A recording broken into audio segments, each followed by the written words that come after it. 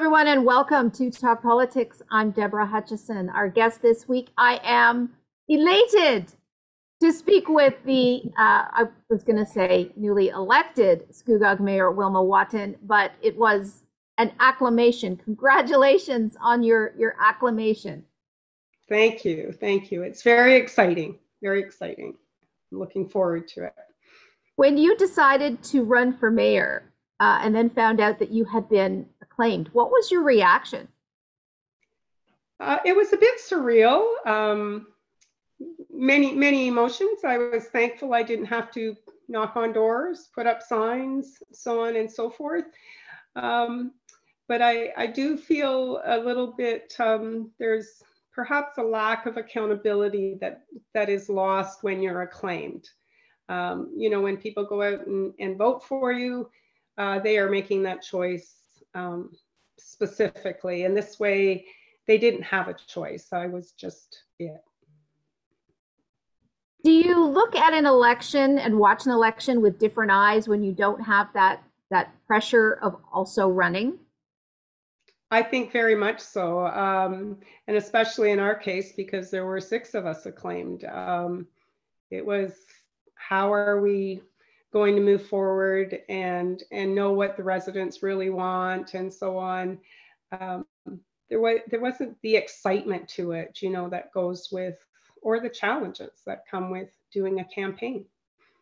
Yeah, I mean, and as you mentioned, there were a lot of acclamations there in Scugog. Did that really take you aback a little? Oh, absolutely. Absolutely. I mean, it's an interesting concept. I know it was prevalent across Ontario, and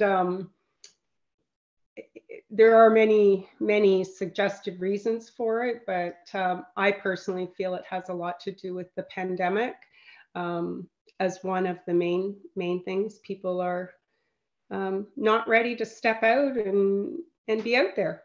I think that's part of it. I like to think they think we were doing a great job, but who knows on that part, because they didn't have to tell us we weren't. Right. So, you mentioned that with so many acclamations, there's that question of accountability. So how are you going to deal with that going forward over the next 4 years? Well, I think part of it was,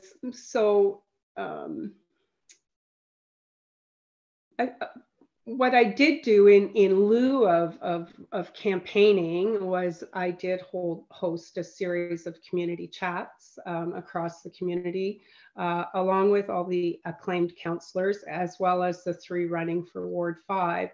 And that was just to make them all aware of the issues that we would possibly be dealing with in the next 4 years, and to give people an opportunity. I mean, they weren't terribly well attended, but they were attended, and we did get some good feel on, the issues in various communities and so on and so forth. That's one way to deal with it. Now that we're in real close to being formally in our positions, the phones have started ringing, so I'm sure that everybody will be being made to be accountable fairly quickly. Now, you have been in office, you've been on council since 2010. Your first time around as a councillor, that's 12 years in politics. Did you grow up in a political family? Where did this interest in politics and jumping into the water there come from? Well, I can honestly say there wasn't a great deal of interest at the start. In 2010, I was volunteering in many capacities, and some well-intentioned people, or I think they were well-intentioned, suggested I put my name forward. And I considered it, and I did, and I have not regretted it once. I love being part of that world. But growing up in a political family, my dad was a ward and area councillor in the late 70s. But basically, my mom hated the limelight. She didn't like the political world. So I wouldn't say I grew up in a political family, but I can certainly say I've grown into enjoying the position. What lessons do you think you've picked up from your dad that has helped you along the way in your political life? Well, one of the first lessons, and I use it often, in my late teens, I was helping him campaign, and one particular day I happened to pick a nasty door, I'll call it, and Okay. and the people were very unfriendly, and they immediately told me they would never vote for my dad, and so on and so forth, and proceeded to be very unkind about him. And I was very upset about it. And, at the end of the day, I said, Dad, why would you ever really want to put yourself through this? And he asked why, and I explained, and he says, oh, Wilma, there'll be people who have bad days that will come across like that. But, try and remember that really the majority of the people are good, and they may just be having a bad day. And so often, if someone's calls and my first term in council, someone was being very vocal through the phone, and I just basically said, I think maybe we need to have you call me back when things have calmed down a little bit. And so I think that's a good lesson, that sometimes people are just having a bad day, sometimes their concerns are very legit, but we have to try and understand them and understand where they're coming from as well. And by the time they reach out to you or get on that phone and make that connection, who knows what kind of frustrations have built up. Exactly. And then 9 times out of 10, when they do reach out to you, it's not to say, Wilma, you're doing a good job, although you are, they need your help. Yes, yeah. And they need to know what next steps could be taken, if any could be, and if not, why not? And often it is a matter of good communication to make it, work. And we don't resolve everything. I mean, I would be silly to think I can, but we certainly can try and frame it so that it can be understood, the reasons, if we cannot. And you say you've never regretted, jumping into the political arena. Politics is not an easy life. You're on call like 24/7. You're in the public eye. How have you been able to adjust to that? Well, it is 24/7, but I do think I'm a strong advocate for life, work, play balance. And I think I manage that very well. I do have times when, I am not available. I do have family. I have 4 children, 4 grandchildren. So there's time for them. I take vacations, so on and so forth. And I believe everybody's entitled to, a balance. So, and I've always encouraged the counselors to do the same. Now, you've been both on local and regional council before deciding to throw your hat in the ring for mayor. Why did you decide to take that leap? Well, quite frankly, because Mayor Bobby was resigning. I was fully prepared to remain or run for regional council again for one more term. But when Bobby decided she was going to resign, I thought, well, this is an opportunity, and I do have the experience. I have 12 years experience, at both levels. So it was kind of, to me, a natural next step given the opportunity. And you've said before that Bobby Drew has been your mentor from day one. How so? How did she help you along the way? Well, she immediately took me under her wing so that I didn't fall flat on my face with all my aspirations, and she taught me how to, the procedures and the policies and how things worked, and that, I couldn't just go bulldoze my way in and change the world. And she guided me a lot the first 2 years. and continued to guide me, and often was a sounding board for, what do you think about this? Is there some, policy I'm missing that we can't move forward on it? And she had many more years than I in the political arena. So she was excellent that way.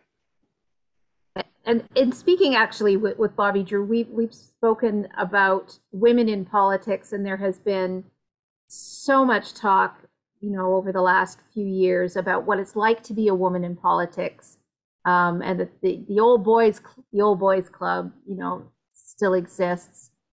She never found it that way. What about you? I would say I'd have to agree with her. I don't really find it that way at all.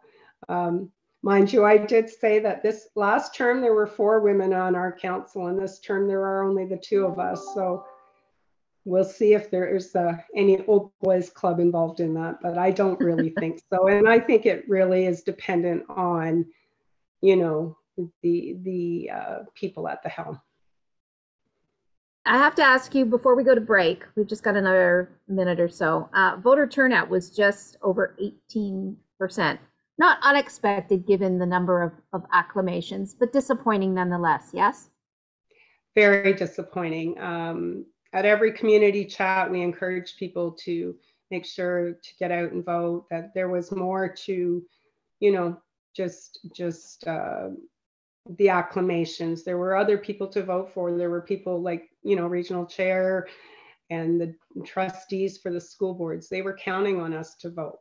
And, but yes, very, very disappointing. But, and I think it had a lot to do with the acclamations, especially in Scugog, because if you consider Ward 5 had 3 candidates, and actually that voter portion was 30%. So a little higher than the 18 that was seen across the board for the rest of it. So. Okay, I'm going to stop you there. We're going for a quick break. When we return, more of our conversation with Scugog Mayor Wilma Wotten. Stay with us.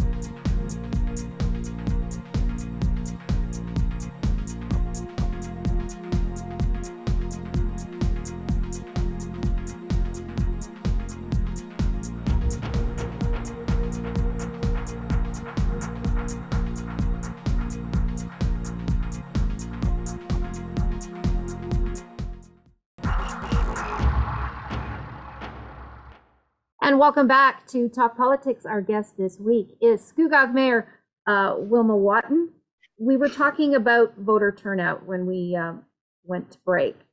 What do you think can be done next time around to boost election? Hopefully not all the acclamations again, but what else can be done to kind of engage the community?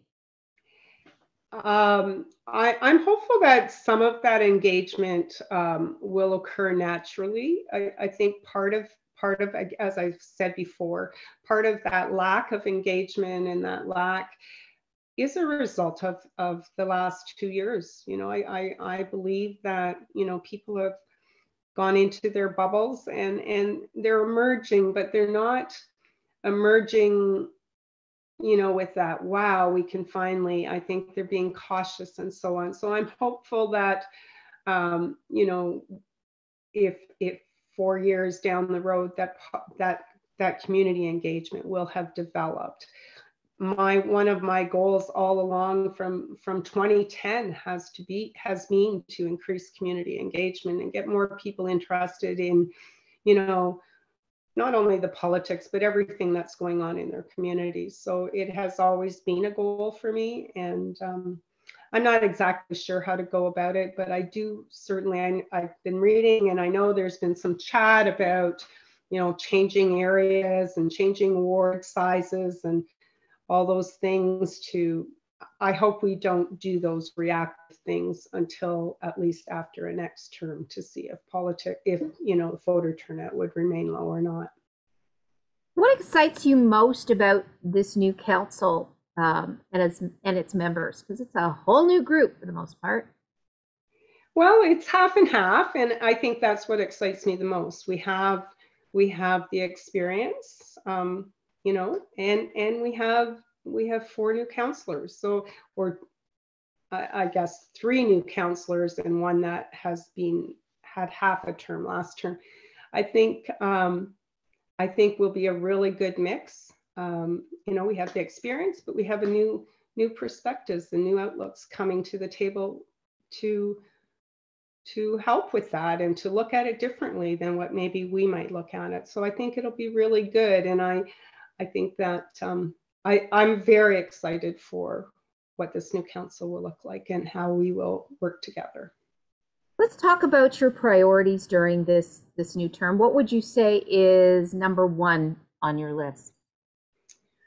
Well, anyone who knows me knows that last term my number 1 priority was expanding long-term care in our community, and I haven't managed to do that yet. So I'd say that's still number 1 priority for me. Even the term before, there's the potential, there was funding for expanded beds, but we have not managed to figure out where and how to put them. So I think that is my number 1 priority. And what's been the stumbling block, you think, that has stopped that from progressing forward? Location, mainly trying to find a location for an expanded long-term care facility. We're constrained on being in the Greenbelt where we can put things. You know, we're very limited in our land availability to build. So yeah, it's a challenge. It still continues to be a challenge for us. Yeah, because as seniors grow older and need the assisted living, you know, they don't want to move anywhere else. They love where they live and they love this community. Yeah. They don't want to go anywhere. And affordable housing, I know that's also on your list. Yeah, and affordable housing is on the lips of every politician, I'm sure, in Ontario, if not in Canada. We are in a crisis. You know, for Durham region, they hope to double our population in the next by 2031, I believe, or 2041. And where are we going to put these people? And you know, it's truly going to be a challenge. And interest rates, inflation, people are traveling outside of us to try and find lower housing, but it is a vicious circle. And I don't know, I don't have the answers on how to make it happen. The province thinks building more homes faster will solve that problem, but there are theories out there that say that won't solve the problem. So I'm not really sure how we can do it, but certainly we need to consider different forms of housing. I mean, we were even talking tiny houses, but you know, we'll see where that goes for affordable.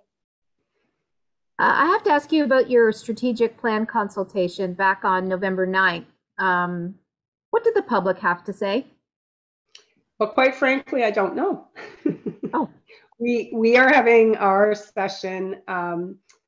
We will be staff is summarizing all the different things that have come forward through their public sessions and the November session.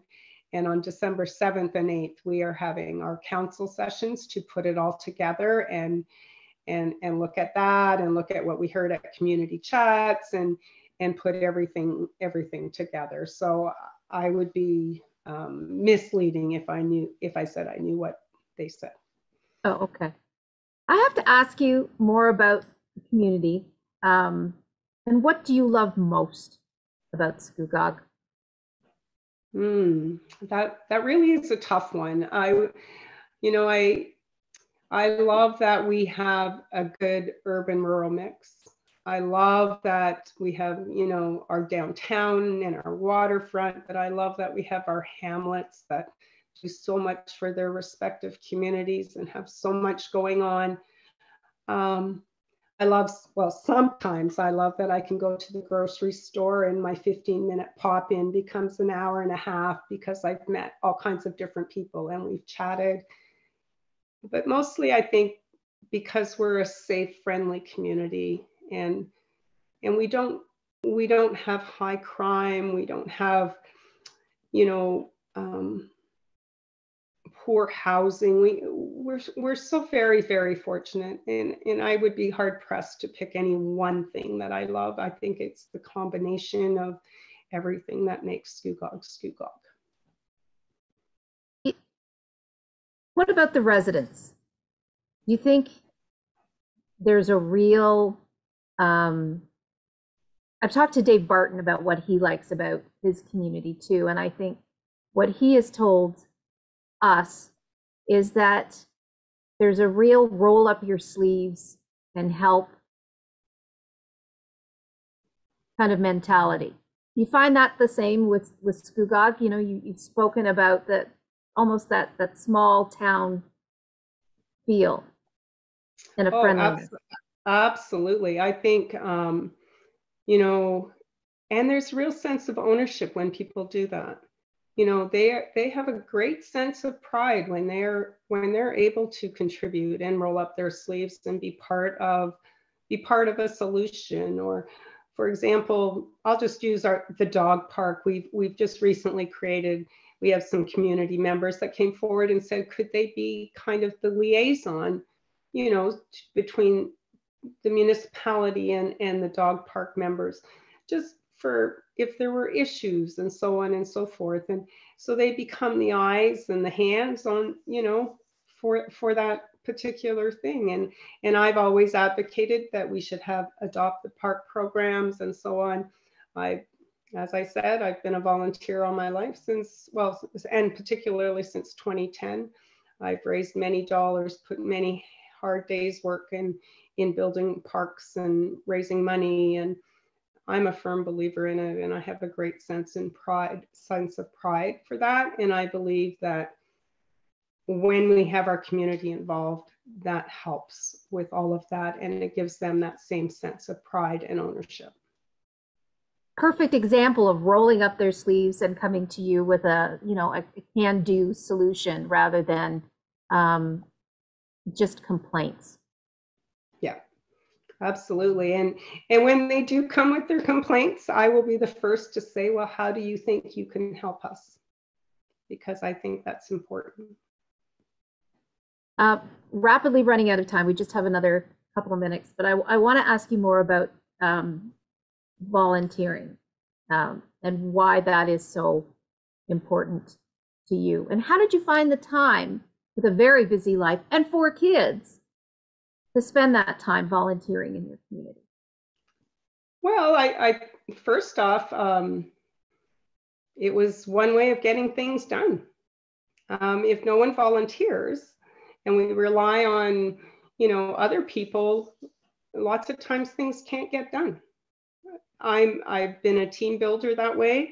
Cartwright Fields is one of my proudest accomplishments. And in 1998, I went to council and asked council of the day to buy the property, and we would build a park. And we have a 28-acre park. And, I did it for my kids and for my family and my friends. And And it was just all part of, I think it's just who I am, really. And we are glad you are who you are, Mademoiselle. Thank you so much for spending time with us today. It's been a pleasure. Thank you. Quickly, 30 seconds. We have 30 seconds left. What would be your number one priority for the next 4 years? In one sentence. One sentence? Yes. Oh, sorry to throw it at you. Yeah, to get our long-term care housing expansion. Okay, love that answer, and I agree with you 100%. Scugog Mayor Wilma Wotten, it has been an absolute pleasure. Thank you so much for joining us today. Thank you. Have a great day. And to all our viewers, thank you for letting us into your homes. Until next time, I'm Deborah Hutchison. Bye for now.